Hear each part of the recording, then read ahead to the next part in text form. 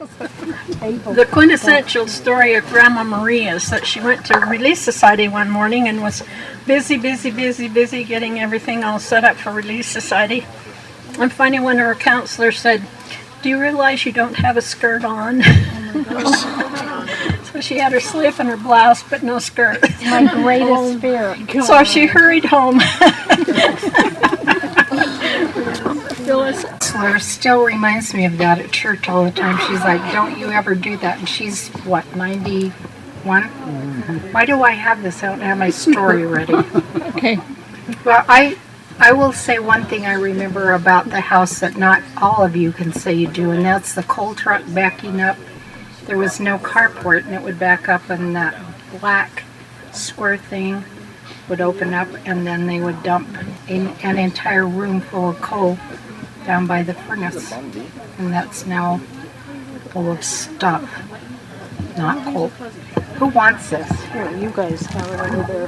The basement or whatever. The only thing I was trying to think of, something that maybe not everybody would know or remember, but in the dining room, in the back of the dining room, Grandma had a couch. I don't know, midday, every day she had her little kitchen timer and she would lay down and take a nap in that little couch for a half hour almost every day.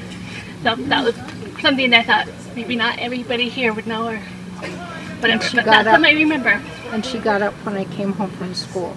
And she got up home. I remember that's where she was, and then she'd get up. Yeah. That's in grade school. Yeah, in grade school. So. Why did she do that, Phyllis? Why did that start? I don't know, she was just a power napper. She could do 20 to 30 minutes, and she was good to go till midnight. Ask Lynn.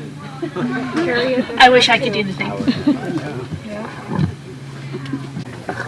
Okay, mine would be the swing set over here, and we always had a competition. We were always trying to beat the Monkey Man, which is the Monkey Man. He was always, everybody told us how Darren could crawl to the top and go across it, and so we were always trying to compete with him. That was my face too. I have lots of memories, but probably everybody has similar ones of me avoiding the girl cousin parties. I was talking to Brian about that on the way home, how the girls would all get together, and I was so intimidated by this big giant group of girls that I would go hide up in the room we were staying at to avoid those, even though I wanted to be there, but also getting bit by a spider in a sleeping bag. Maybe the one girl party I did attend, my foot swelled up, and that was memorable. Gosh, just having Grandma read to us in the basement, even when we got older and were teenagers, she'd come down and read stories to us girls and the boys that were hanging out down there, and maybe not a house story, but Grandpa would take us on drink runs all the time. That's a biz now. That is a biz. Really? The drink runs, he'd take us to get the coolest fireworks, 4th of July, just, I don't know, so many good memories of that house and cousins and ping pong games and stuff. This table's going to hog the microphone apparently. You guys can write a book about it. Anyway, growing up, I grew up pretty much in this house too, because Lynn is my age, and we had the Straight Arrow Club. You've heard of that, but I remember Grandpa Whiting. He would go around the neighborhood, and he'd stop at our home down here, hook up our sleighs, and take us all over town behind the Whiting Heman truck. It's really safe. Yeah, Grandpa Whiting used to pull us all over town. Sparked a memory of going tubing, I guess, up Jolly Ranch. I remember doing that on the inner tube, and then one other thing I remember was going for a ride with Susan and Jim, and I think Grandpa. Was Grandma there? We went out to look at some equipment out in Price. Anyway, I just remember it was a fun ride to be able to go with Grandma and Grandpa, because and Jim of course too, but I just don't remember going on a lot of rides because I was the younger one. Anyway. Like every time we slept over, we had Apple Jacks and toast. And I loved it because it was store-bought. Sorry, Mom, but I did. And then just like in the hallway, like Old Maid, I think I still have, like I took Old Maid for some reason. I loved Old Maid. But Oliver Games and, I don't know, a lot of fun time. Where did she keep the games? Talk about that. Just in the hallway, there's the drawers that you'd pull out, and just it's awesome. It was just cool. And Grandpa made those, right? Didn't he make the drawers in the hallway? I think those were there when they had the home built, Oh, okay. but I'm not sure, but I think they were. He made a lot of things, but One other thing I was just going to say was the paper drawer. Harriet has a paper drawer now, and I have a paper drawer because in the hall, Grandma had a paper drawer where you could just get scratch paper. But Both my ideas, so now I'm on the spot here. No, I just think there was a few things that kind of stood out to me. They always had like a big candy jar in the dining room that we could go in there and just have that hard candy they'd always used to stock. And then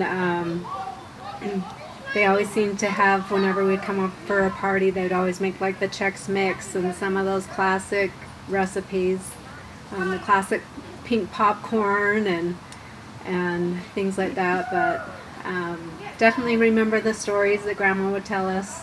That was always fun. It was fun playing in the basement. Had the room with all the chairs all the way around the room so you could play different games or the ping pong. And then, of course, the quilts. I can remember every time that someone got married, Grandma would make a quilt. And as a little girl, I can remember thinking about what kind of a quilt I'd get when I got married. And eventually I got that. But she also made us a really beautiful handmade doll that I still have. It's one of my favorites. Just the old style women with the big dresses. It was all hand crocheted. So anyway, she was great at, she had a lot of talents. Okay, so the first thing that comes to my mind is Sound of Music. I'm not sure why, but I'm pretty sure that was being played in her home quite a bit growing up when we would come down. And we also are pretty honored because we got to have our wedding reception here 19 years ago, and I was really honored to be able to have it here at Grandma Whiting's house.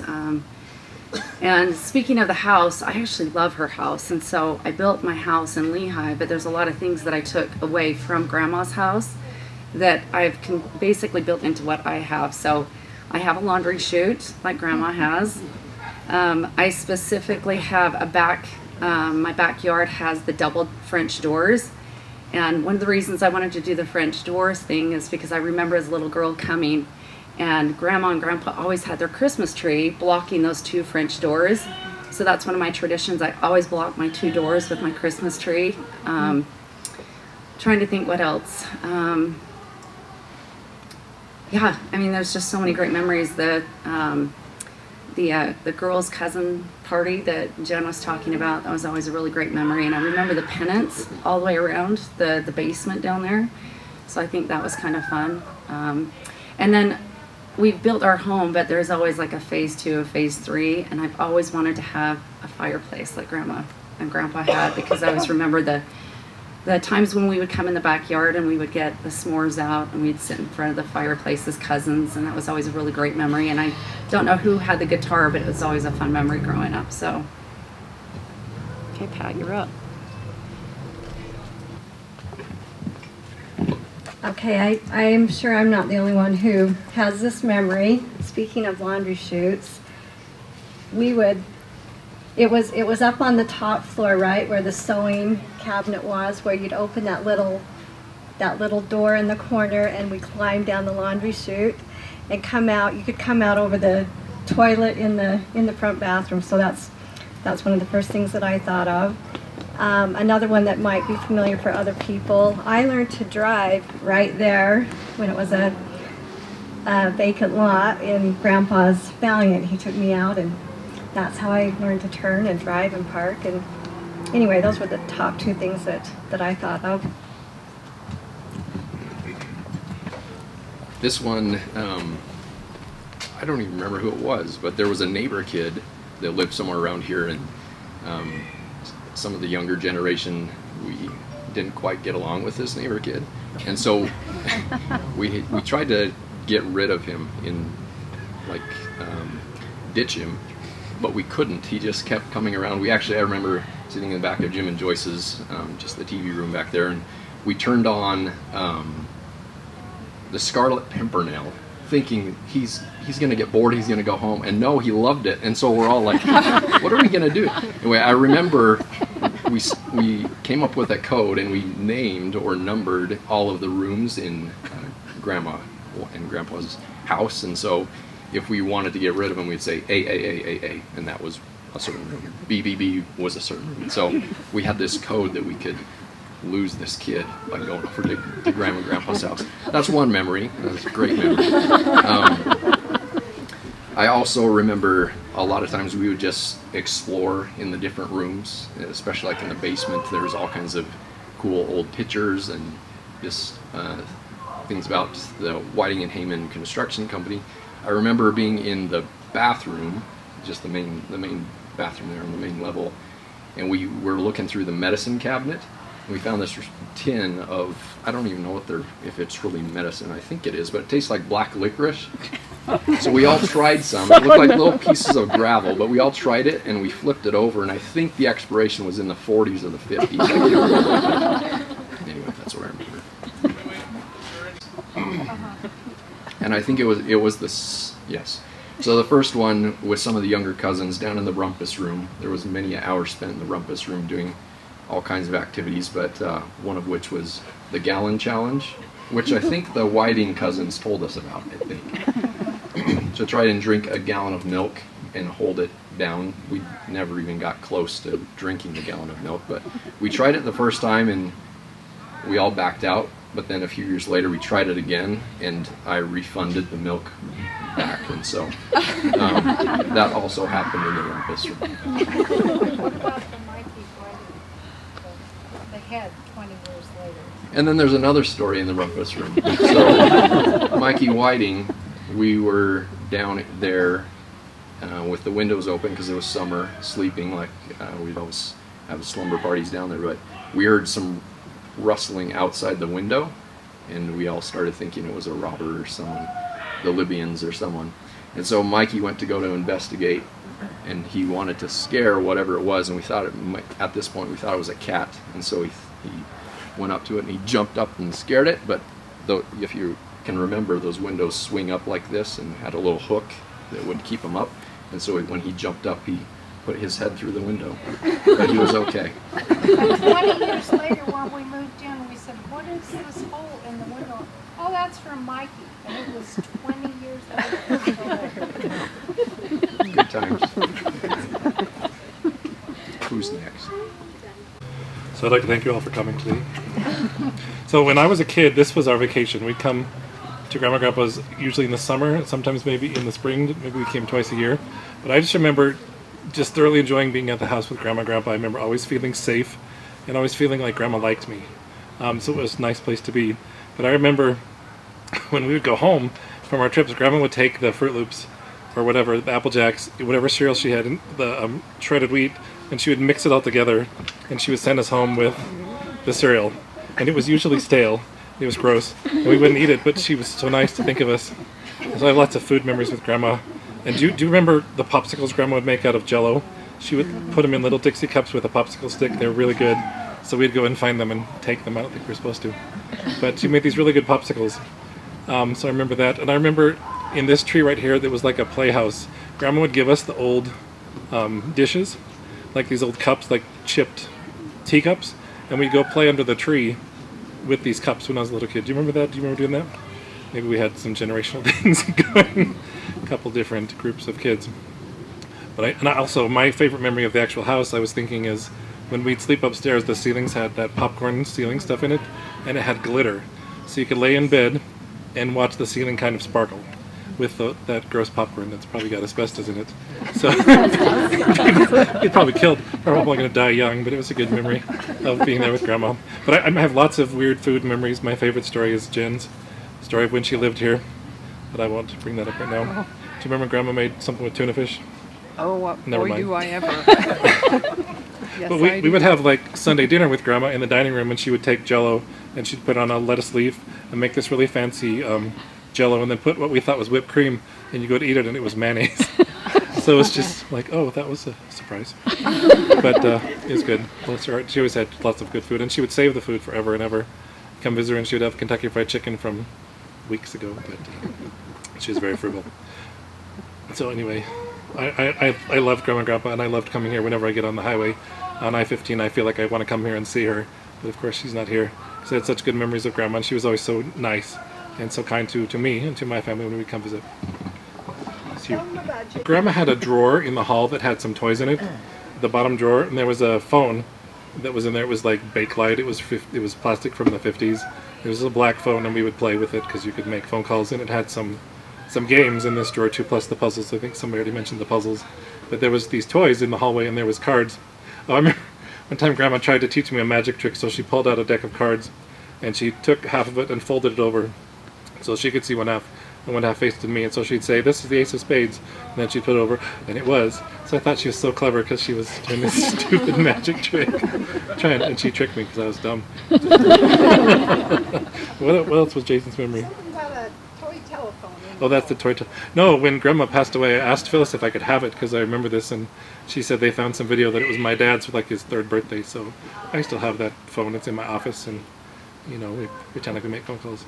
Toy bulldozers and tractors.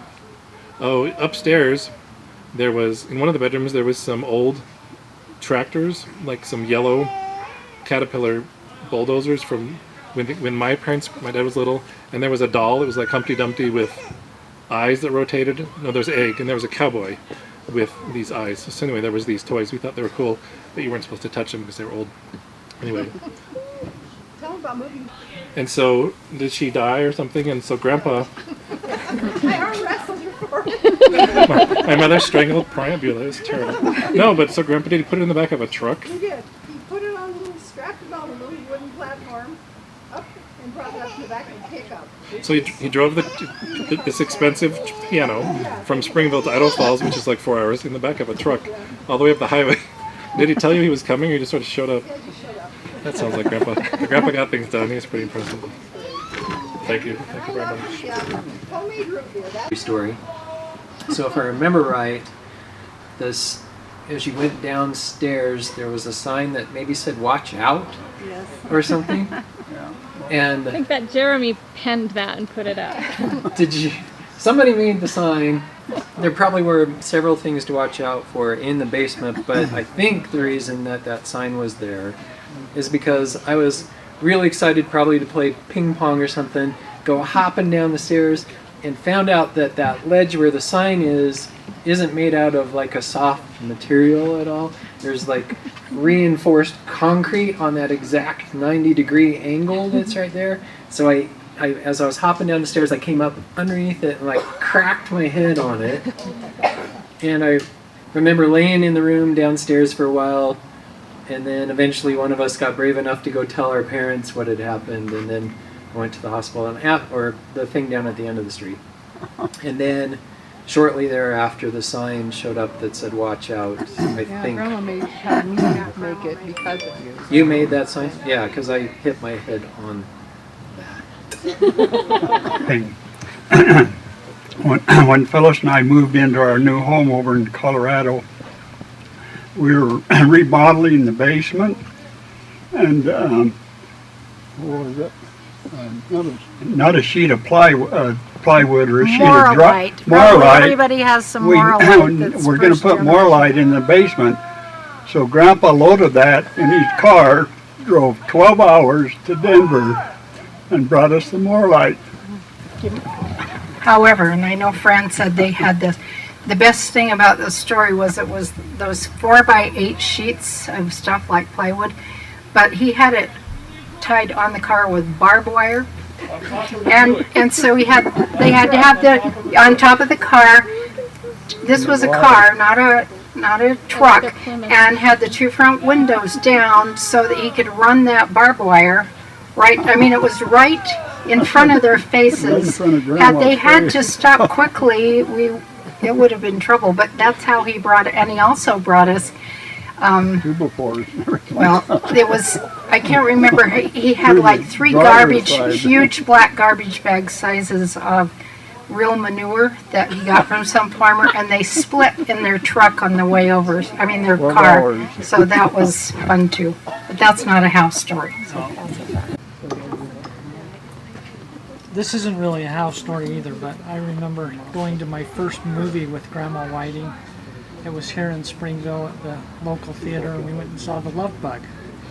So that was fun.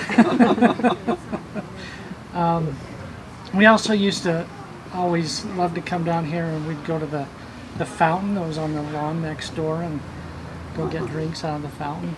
You guys remember that? One of the other memories I have of being down here is Grandpa would always find projects for me, I think. So I would be tasked with several times, like cleaning out the garage and reorganizing the garage. And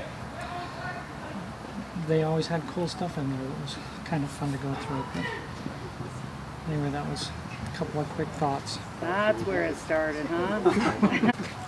So, let's see. Probably the first one that I want to tell is when Grandma passed away, Dad asked if there was any furniture in the house that I was partial to, in case, as they divided things up. And I said, yes, there's a little table that Grandpa made himself, and it's in the bedroom. And Dad says, sorry, sucker, Lynn got that. And I said, well, then my next thought would be, I would love that mahogany desk Grandpa had in the downstairs office. And Dad said, what mahogany desk? And I said, well, there was the red telephone. Grandpa had a red phone in the house that had a direct line down to the shop, which was down on the other side of Main Street, and a mahogany desk. And Dad said, you mean that door that's on top of two file cabinets? If Grandpa was practical about stuff like that. So the thing we ended up with was the old Victrola record player case. And you remember they make them about this, like this, and they kind of look like a chest of drawers.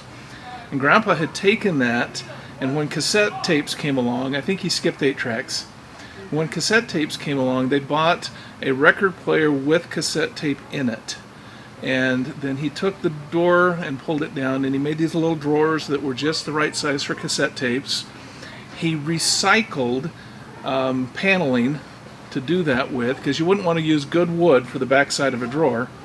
Everything was recycled, everything was used and used up and used twice with Grandpa. Still have that. It's just a beautiful piece of furniture. So we treasure that one. Can I steal refrigerator cake? Yeah, go for it. Okay, do you guys know what was in that wonderful cake Grandma used to make? It was really super moist, and it had that really nice cream cheese frosting on the top, right? So when Grandma knew you were coming, she would take all the old jams and anything else in the fridge that moved and that had a little bit of a liquid quality to it, and then she would mix that in with the cake mix, and that was refrigerator cake. And we ate it up because we didn't know. And then I think when Jen lived with her, Jen found out a little bit more about what was in that fridge. You probably need to talk about cottage cheese.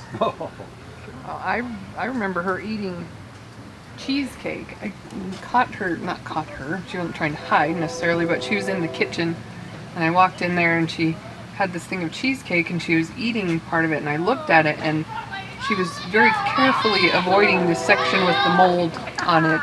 But she was eating the piece that was away from the mold, because she made sure that everything got used up and stuff. But yes, I also remember the tuna fish delight thing that was like this jello form with tuna fish in it.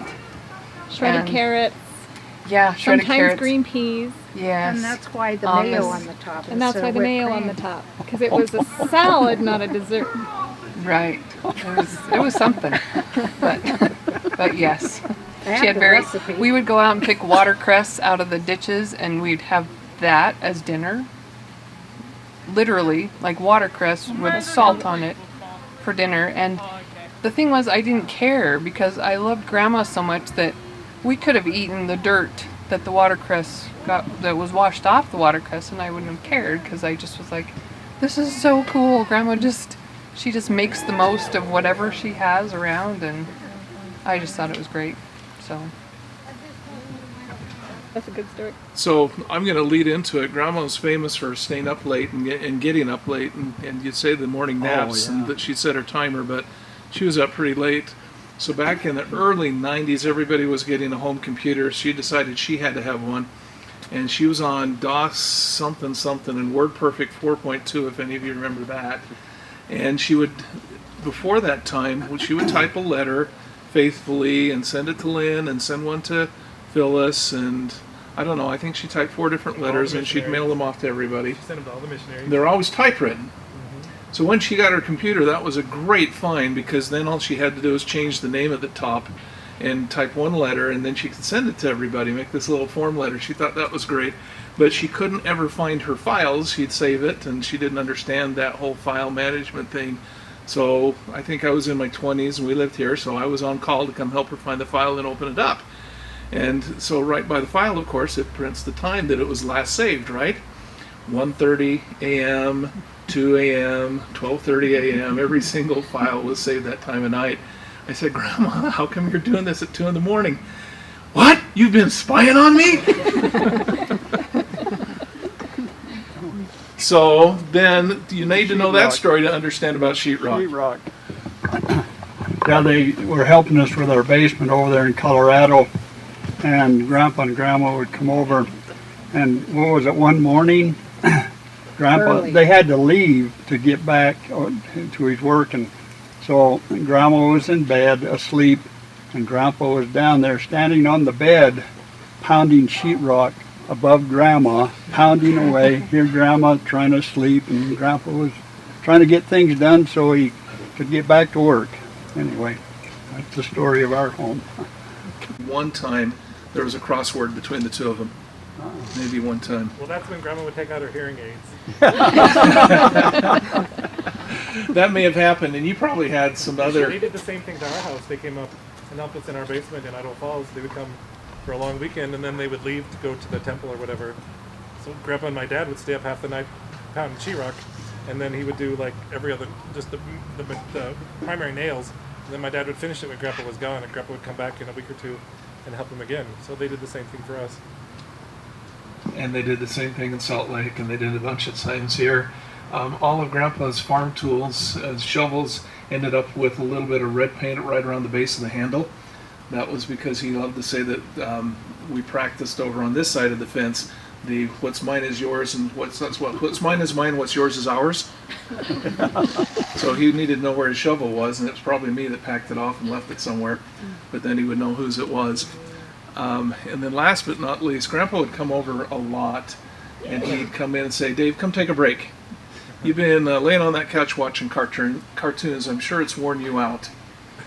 And then he dragged me off to haul rocks up to the basement or up to the church to unload all the supplies he'd grabbed from the distribution center and put me to work, because he wasn't going to stand to let me go fallow. Anyway, but every time he was done, he would say, I thank you. And there was just a way that he had of saying that. It wouldn't work for anyone else but Grandpa, but I thank you was a common phrase that he used all the time. All the time. He loved his grandkids, and Grandma loved his grandkids. Once upon a time, we went all the way to the sand dunes together, and I think all 32 cousins were there. There's only 31 of us. 31, 32. And we took sand and put it in socks and hucked it down the hill at each other. Matt, you remember that? And we tried that years later. I hit Jill in the back and about knocked the wind out of her. wasn't the best re-memory, but the first time was great. So the one time that Grandpa took us all out to eat, we stopped at McDonald's in Spanish Fork on the way back, and he bought 31 hamburgers. I think it must have killed him to pay money for processed food.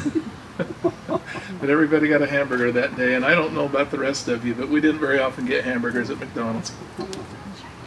Who's up? Come try me places so you can be on So, the camera. a quick story on Grandpa Harold. When we were kids, we got to mow the lawn for grandparents next door. And at the time we had a lawnmower that was on an electric cord. And for those of you that have never mowed a lawn with an electric cord, if you do a certain pattern, you're okay and the cord stays behind you. But otherwise you have to stop and pull the whole cord over in order to keep mowing the lawn. Well, as you can guess, with several kids, mowing the lawn, there were probably a few open spaces on that cord that we had taped the cord back together so many times. And I recall one day, as I was scooching the cord out of the way and running my fingers along the cord to just move it away so I could keep mowing, my hand went through an open space in that cord. And I remember I was locked to the ground, like not move. And my grandpa, who's rarely there during the day, just happened to come out, and I remember thinking very clearly, what will I do? But unable to move. And he came out back, and he saw me there, and he unplugged the cord and went, just wanted to say hi to you. And in the process, the cord fell from my hand, and I looked at him and said, hi, Grandpa, and he said, there you go. Plugged it back in, and I was okay after all. But that was just a rare spot that Grandpa just happened to be there during the day. And then a second thing that I am grateful for over and over is Grandma Winning often hired me, and I can't recall if my sisters did, to come clean her house. And one of the things was dusting, and Grandma had lots and lots and lots of little pieces and parts to dust. And what she would do is hide her pennies, nickels, quarters, and dimes underneath things. And so the better you dusted, the better you got paid. And I've actually used that on my nieces now that come over to my house to hang out. Oh, you want to dust for me? So I'll hide nickels, quarters, and dimes throughout whatever I want dusted, and they can keep whatever they find. And it's been a really useful tool, and I think that it taught me to be very thorough. You guys are starting to make us all cry. I think that there was a couple other memories. I remember coming down here and being able to go to the drive-in movies, which never happened in Lehigh, so that was always a fun activity to come down here. And then Harriet just reminded me that just within this last year, Matt and I were able to go back to the old house that we all grew up in, that small little teeny house with 14 of us.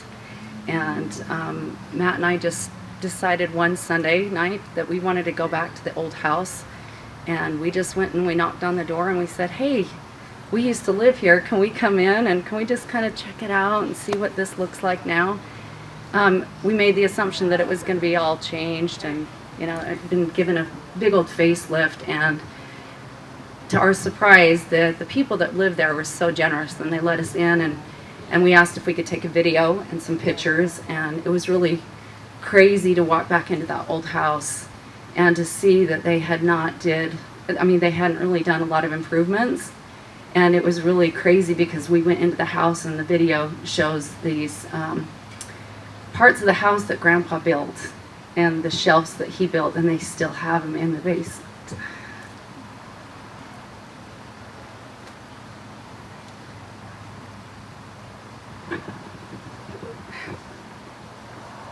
Anyway, Grandpa used to come over quite a bit, and he would help us with the house, and it was just so endearing to see his work still in that home that they still have.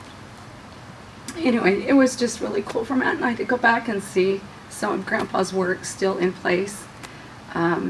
Anyway, just what a great couple that they were, and how many great things that they did for all of us. So anyway. This goes right along with the grand piano in the pickup. Yeah, keep going. Lene and I and Carlin and some of the rest of the kids have been doing a family history workshop with food and heritage food. I started out with this story. While we were remodeling our house in Springville, while living in it and still working on adding a kitchen big enough to hold all 11 of us, I went up to Vaude Hank's Furniture in Springville on some errand, forgotten what. But while I was there, I saw what to me was one of the most beautiful dining room tables ever, primarily because it was big enough for all of us to sit at. I knew we couldn't afford it, but mentioned the table in passing to Harold, my father-in-law, who'd sold us the house at a price we could afford and was helping us with the remodeling. I should have known better. Harold's mother died when he was just a few days old. He was raised in the home of his grandmother Johnson and her daughters, the same home we were now living in. As a result of his own experiences, Harold had a soft spot for all the women in his life, his wife, his grandmother, his father's second wife Nana, his 5 aunts, his daughters, his granddaughters, his daughters-in-law. How lucky I was to be one of them.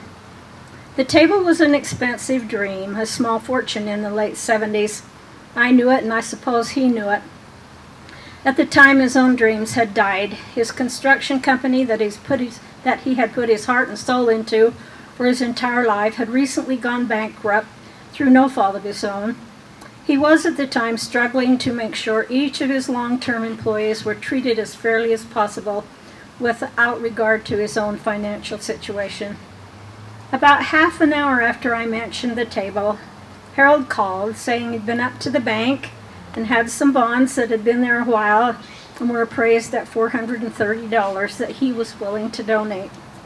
I had $100 left from a recent Disneyland trip with a small world entertainers that my girls sang with that I'd been hoarding. So we put the funds together, added a few dollars, and purchased the table. The table was more than a table. For me, it represented a whole way of life.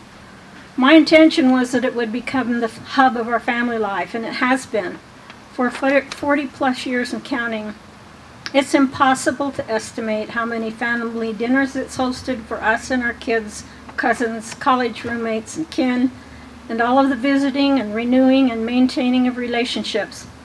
There's something even more important, and that is having a father-in-law who loved us all unconditionally and understood how important a table for goodness sake, was to this daughter-in-law. At the time, I had to wonder how many women there were in the world with a 9-foot dining room table, 6 chairs, 2 long benches, and no dining room. A room became the dining room about a year later when the kitchen was finished and we could move into that part of the house. Little focus. I could tell a story for every room in the house, so I'm going to have to be careful here. But who was it that had? It was Jeremy. Kim, before we moved in, when Zina and Mariah lived here and Grandma and Grandpa were next door, there was a porch that went on this side of the house that went out to the street, and upstairs, some of you remember going into the apartment that used to be the upstairs bedrooms. But underneath, on that little side porch, there was like a little porch seat, and underneath it there was a little door that, according to Kim, folded down, and then there was a secret passageway underneath into Grandma's box room in the basement on the other side. And so she told us this, that one of the girl... You probably just read it, Frank. Something like that. We were pretty young, but then we were like, okay, well, let's go pull all the boxes out of Grandma's box room and check. Like, I want to see where this opening is. And Kim was like, no, you can't pull all those boxes out of there. We'll get in trouble. We were like, okay, are you making this up? Nope, I'm telling the truth. Well, let's go pull all the boxes out and check. And she's like, okay, but you got to be careful because there's a lot of cobwebs and spiders because the Nazis used to hide the Jews down there. So just be aware. Like, she told you the same story. See, I was thinking last night, maybe I made that up. No, it's true. Okay, good. I don't want to get... Utah's known for hiding Jews. So we never did Color Bluff and check it out. There could be a passageway. I have never had the courage to check. That's a bomb shelter down there now. The umbrellas? Oh gee, this story's already been documented, but it's one of my favorites. We knew that we could go over to Grandma's and anything we needed she had. If you needed, Phyllis tells me the story of, like, I came over one time with, I need a fingerful of Vaseline. Like, I needed Vaseline. Grandma was careful about not letting us take things because they didn't often come back if she did, but she would let us, and we knew where the masking tape was stored at Grandma's house. It was on the doorknob behind the kitchen door, and we knew where. So one time we were doing a road show and we were singing a song, Pennies from Heaven, and so for costumes we were looking for a bunch of old umbrellas, and I said, I bet my grandma will have an old umbrella. So I walked next door and knocked on the door, and we would just walk in the back. If we made enough noise, she knew we were coming, and it didn't seem to bother her that we just wandered in and out as we pleased. And so I said, Grandma, have you got any old umbrellas? And she clapped her hands. She said, I knew somebody would need those someday. So she takes me down into the basement in her MIA room. And she had 5 old umbrellas. 2 of them were nothing but the wire. Like, who saves an umbrella that's just the wire? But she had saved it, and then 3 were like full of holes or broken or whatever. But she had enough umbrellas to gear us up for our entire road show. So that's a favorite story. I remember Grandma being a really big influence in my life, and I think Pat and Fran could second this in terms of just really wanting us to understand kind of cultural things, making sure that we had opportunities to do like entertaining. Like, I remember her showing me multiple times how to set the dining room table and getting a ruler out so that I could get the plates an inch away from the edge of the table, and then the knives and the forks had to line up along that same inch. And I, to this day, you know, the cup goes exactly centered above the knife, and I can't set a table without thinking of Grandma Whiting and just her, you know, when you did club or you did those things that mattered in her world, those kinds of little details were important to her, and so she passed them on to us. So those are a couple of my stories. Anybody else? The story of the violin, the whole story. I'll just tell the tail end of the story.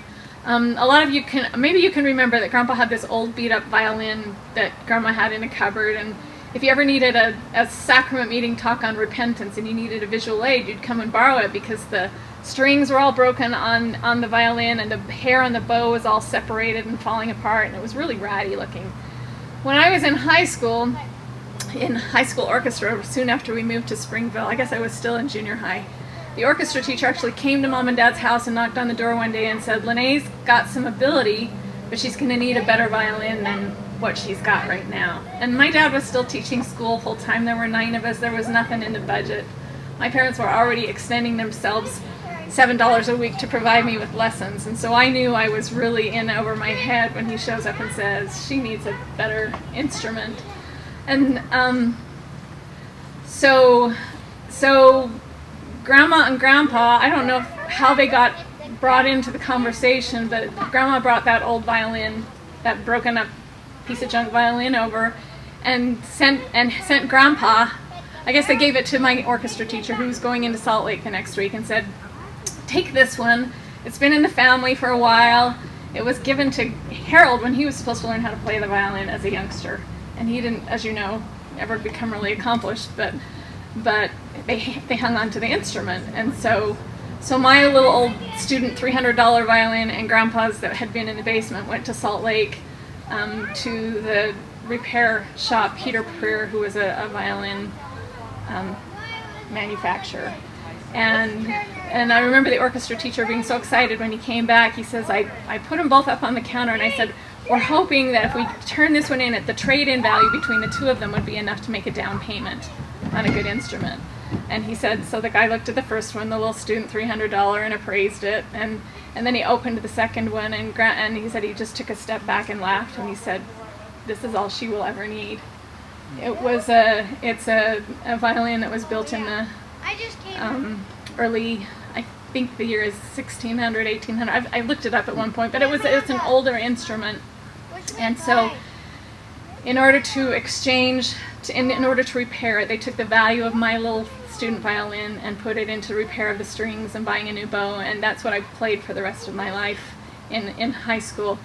But the part about that story that I think Dad is alluding to is on the day of Grandpa Whiting's funeral, I was sitting in my living room in my little apartment over here in Springville, and it just had dawned on me, whoa, I never asked Grandpa for anything that was his that I could hold on to and have that was my own. I knew he'd given David a pair of cufflinks recently, and I was like, I wish I'd asked him for a button from one of his shirts or an old pair of glasses or something that I could have so I could just have something I could remember him with. And anyway, went around moping around the house all morning about that, and then when it was time to get ready for the funeral, I went in to practice my musical number for the funeral and flipped open my case and realized I'd had it my whole life, and he'd provided it to me soon enough that I could do some good with it, and it brought me a lot of joy. So that's my my sweet story of my family heirloom that came to me from my grandpa, who had sacrificed many, many, many things to me over his lifetime to make sure I had good experiences, and it was a choice blessing to be right here, growing up next door to them, because they made me a better human being, and I think they did for all of us. We sure love them. That's why we're here today.